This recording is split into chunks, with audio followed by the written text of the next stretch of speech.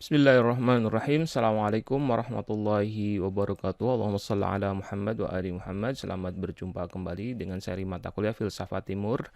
Pada sesi yang keenam ini kita akan membahas tentang Hinduisme. Eh, Pembahasan mengenai Hinduisme tentu saja sebagai sebuah agama yang besar dengan banyak sekali aspek-aspek yang ada di dalamnya. Seharusnya diperlukan waktu yang sangat lama sekali. Akan tapi dikarenakan waktu yang sangat sempit ini, maka terpaksa kita membuat banyak sekali ringkasan-ringkasan sehingga seandainya ada banyak sekali hal-hal yang tidak terbahas, maka saya mohon agar memakluminya. Agama Hindu merupakan agama yang dominan di India dan Nepal. Jadi memang kelahirannya di kawasan sekitar India dan Nepal ini. Dengan tradisi yang sangat beragam, agama ini memiliki banyak sekali aliran atau sekte, di antara yang paling populer adalah Saiwa, Vaishnava, dan Sakta. Para penganut Hinduisme memiliki keyakinan tentang konsep moralitas yang berdasarkan kepada karma, dharma, dan norma kemasyarakatan. Jadi Hinduisme itu sangat kental dengan yang namanya konsep-konsep moral ya. Pandangan moral yang terimplementasikan dalam kehidupan sehari-hari ini sedemikian dominan dalam ajaran Hindu sehingga ada yang menyebut Hinduisme lebih sebagai pandangan filsafat etika daripada sebuah agama. Tidak ada data pasti kapan dan siapa yang pertama kali menyebarkan Hinduisme. Jadi termasuk yang sangat misterius ya, Hinduisme ini. Berbeda dengan agama-agama yang lain yang pendirinya jelas dan juga atau minimalnya ada catatan yang terkait dengan siapa pendirinya dan juga kapan mulai munculnya.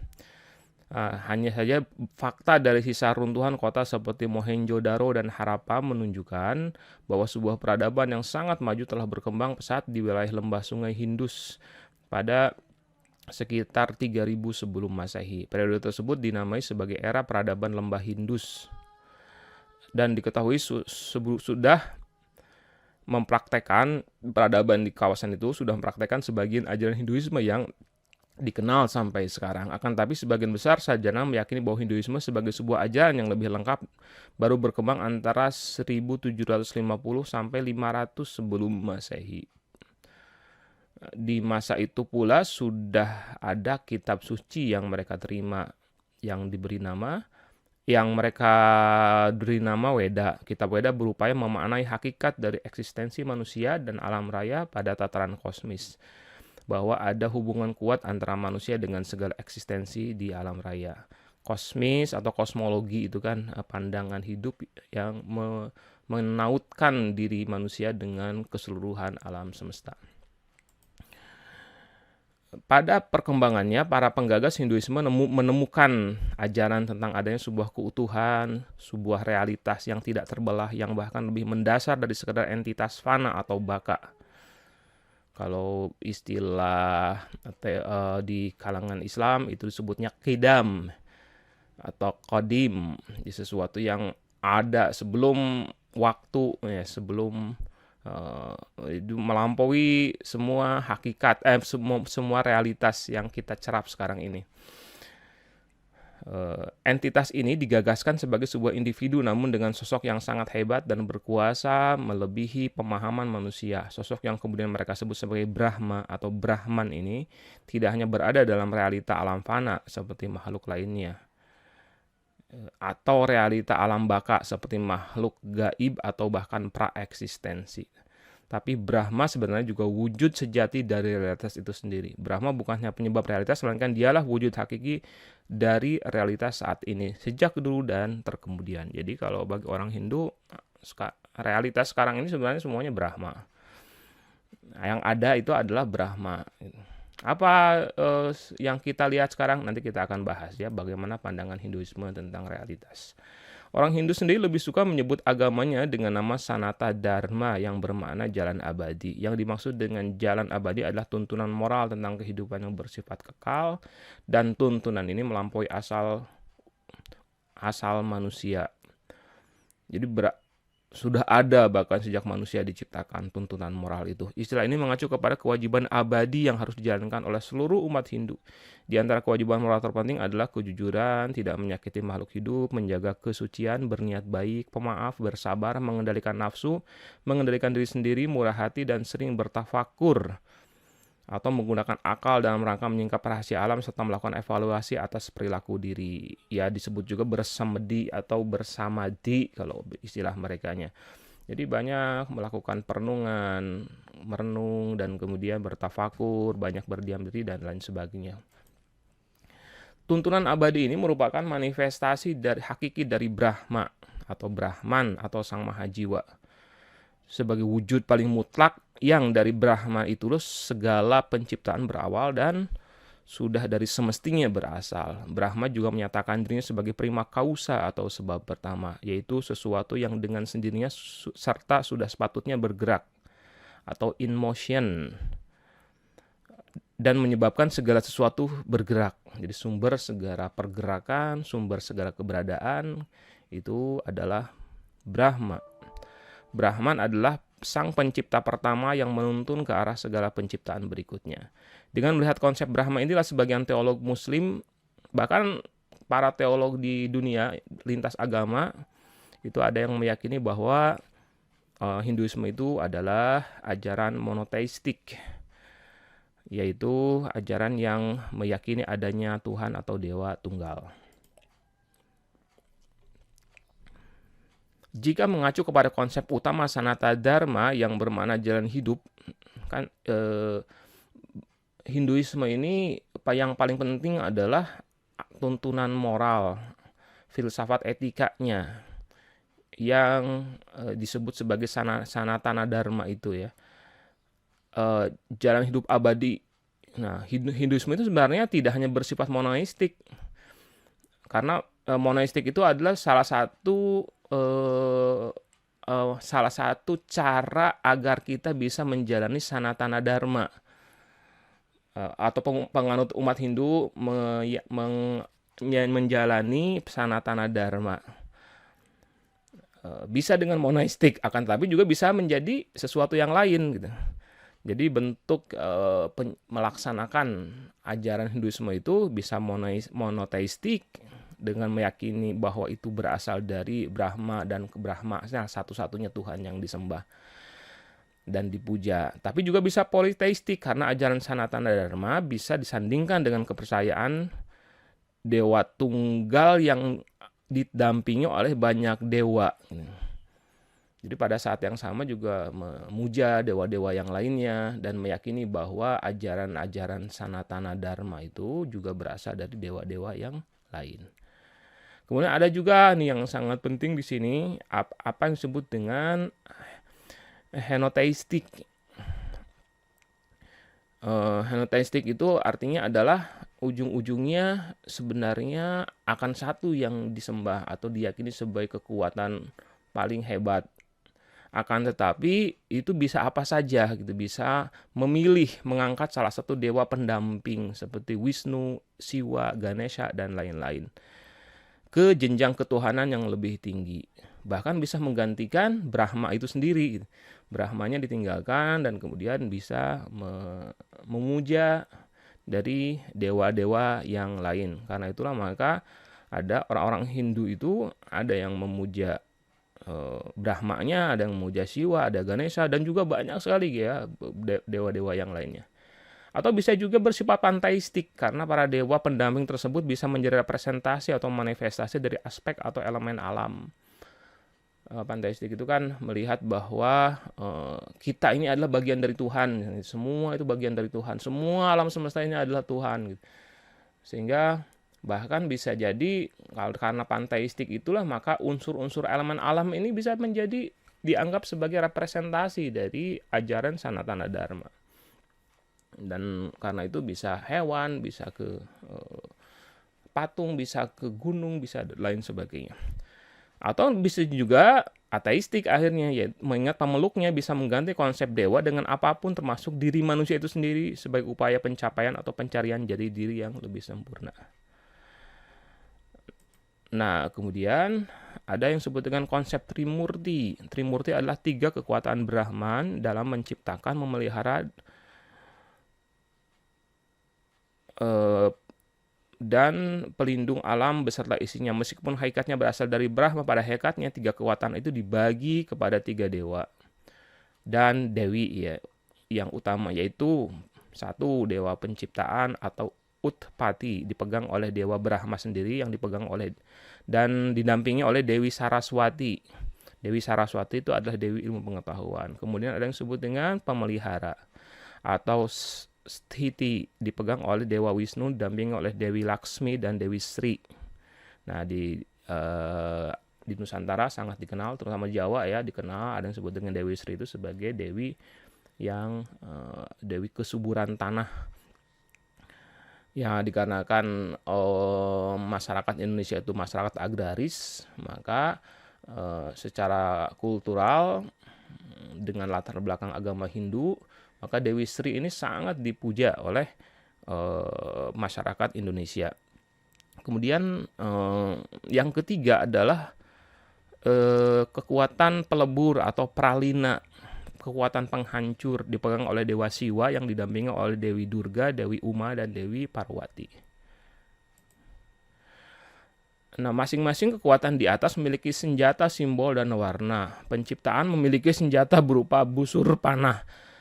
Simbolnya A dan warnanya merah. Pemeliharaan senjatanya cakram dengan simbol U dan warnanya hitam. Sedangkan peleburan atau perusakan senjatanya adalah trisula bersimbolkan M dan memiliki warna 5 atau pancawarna. Dan ketika simbol dari ketiga dewa tersebut digabungkan, maka akan menjadi Aum, dibacanya Om, yang merupakan simbol suci agama Hindu. Kita juga mengenal salam dari orang Hindu berupa kalimat Om Swastiastu yang bermakna semoga semua dalam keadaan selamat atas karunia dari Om. Atas karunia dari 3 kekuatan utama dewa-dewa itu. Brahmanisme kemudian berkembang menjadi sistem yang sekarang dikenal dengan nama Hinduisme.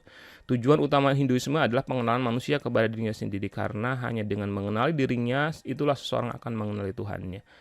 Pengenalan manusia terhadap dirinya, kualitasnya, posisinya akan menjadi modal baginya untuk menapaki jalan atau dharma hidupnya, yaitu sejumlah kewajibannya yang belum dia jalani.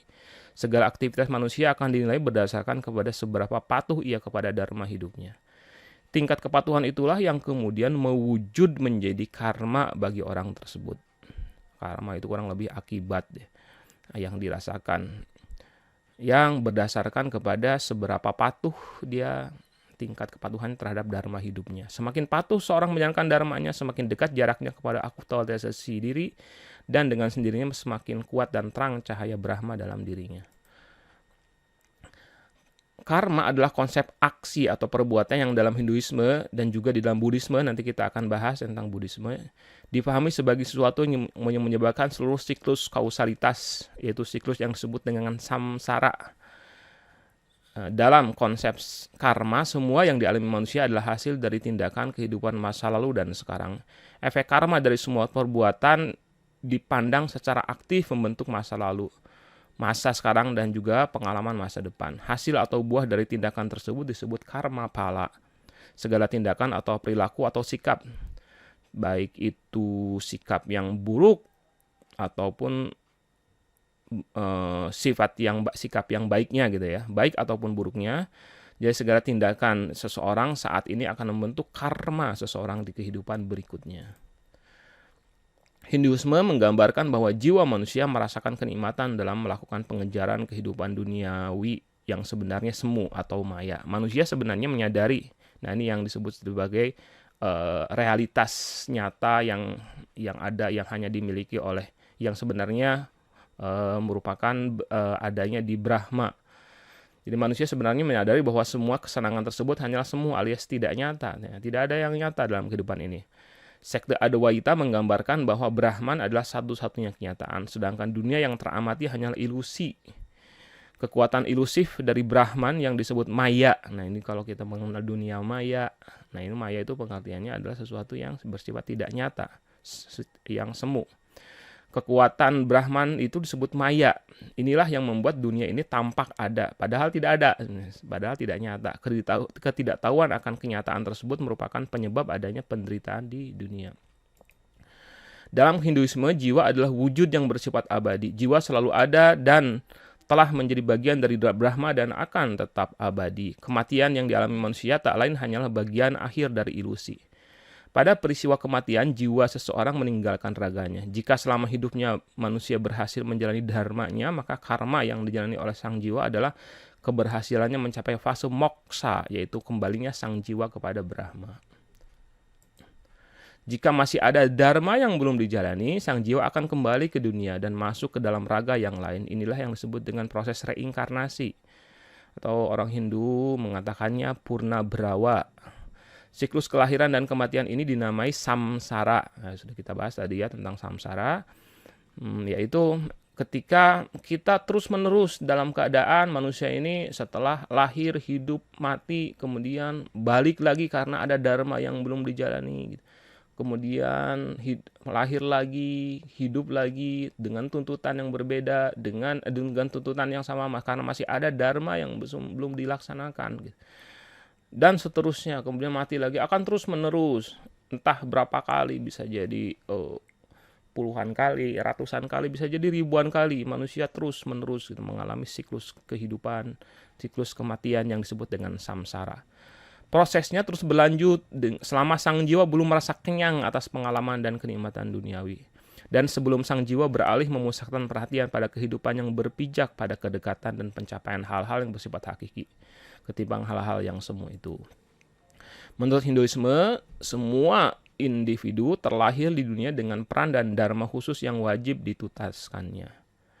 Pemahaman terkait dengan peran dan tugas khusus yang diemban oleh manusia itu terhubung dengan sistem kasta yang bermakna bahwa seseorang terlahir pada satu tingkat tertentu dan tidak bisa diubah dengan cara apapun. Jadi masing-masing kita sekarang ini menurut ajaran dalam perspektif Hinduisme, memang lahir itu dengan kasta tertentu, dengan kecerdasan tertentu, dengan kebijakan tertentu, dan berasal dari keluarga tertentu. Itu dikarenakan merupakan hasil atau karma dari apa yang pernah saya alami di masa lalu, di kehidupan saya zaman dulu itu. Dan lahirnya itu dalam keadaan berada pada satu strata sosial tertentu yang disebut dengan kasta. Dan itu tidak bisa diubah dengan cara apapun selama kita di dunia. Sepanjang hidupnya, orang tersebut diwajibkan memenuhi fungsi khusus sesuai kastanya. Jadi kalau ada yang punya kecerdasan, ya harus menjalankan kewajiban sesuai dengan tingkat intelektualitasnya, kurang lebih seperti itulah. Jika ya diwajibkan memenuhi fungsi khusus sesuai kastanya dan akan bereinkarnasi jika gagal menuntaskan kewajibannya dengan baik. Jadi dia melalui siklus samsara itu ya, bereinkarnasi lagi. Nah, Hinduisme mengenal 4 kasta, yaitu Brahmana, pemuka agama, kemudian Satria, tentara, pejabat pemerintah, Waisya, pedagang, pengusaha, petani, nelayan, serta Sudra, buruh dan pekerja kasar. Dan ini pembahasan terakhir, salah satu hal paling khas dari Hinduisme adalah sifat ajarannya yang sangat fleksibel. Ya, fleksibilitasnya sudah sejak kita lihat tadi ya, bahkan dari sisi Tuhan pun bisa memilih siapa saja menjadi Tuhan, apa saja bisa menjadi Tuhan. Demikian fleksibelnya, bahkan ada yang mengatakan itu adalah monoteistik, kemudian politeistik. Itu saja menunjukkan betapa sangat fleksibelnya Hindu itu. Nah, karena fleksibelnya itu, yang penting adalah orang tersebut menjalani kehidupan yang sesuai dengan ajaran Sanatana Dharma itu, maka ajaran Hindu sangat mudah menyesuaikan diri dengan budaya masyarakat manapun. Karena itu secara umum para penganut Hinduisme di berbagai belahan dunia akan tampak sangat berbeda satu sama lain. Misalnya saja Hinduisme Bali dalam sejumlah hal berbeda dengan Hinduisme di tempat asalnya, yaitu India. Hindu di Bali adalah suatu bentuk perpaduan antara filsafat Veda dan Buddha dengan upacara serta kultur khas masyarakat Bali. Misalnya saja, ya, ada banyak soal perbedaan sebenarnya. Misalnya saja di Hindu di India biasanya seorang vegetarian, tapi Hindu di Bali tidak. Kemudian peribadatan Hindu Bali menggunakan model Padsamana dan dilakukan secara terbuka, sementara India itu tertutup dan itu disebut dengan model Lingga Yoni katanya. Kemudian juga tentang Hari Raya Nyepi, kan kita kalau di hari pernah dengar ya pasti tentang bagaimana kalau di Hari Raya Nyepi bandara pun tutup. Karena apa? Sedemikian rupa disucikannya sehingga tidak boleh ada bunyi-bunyian, tidak boleh ada aktivitas, tidak boleh ada yang menyalakan api dan lain sebagainya. Jadi situasi Hari Raya Nyepi di Bali itu terasa sakral dan hening. Sedangkan di India Nyepi itu tetap ramai gitu. Jadi orang-orang tetap keluar rumah dan kemudian ada sebagiannya yang melakukan eh, kegiatan aktivitas sehari-hari meskipun di sananya orangnya adalah orang-orang Hindu. Nah, itu saja yang bisa saya sampaikan. Assalamualaikum warahmatullahi wabarakatuh.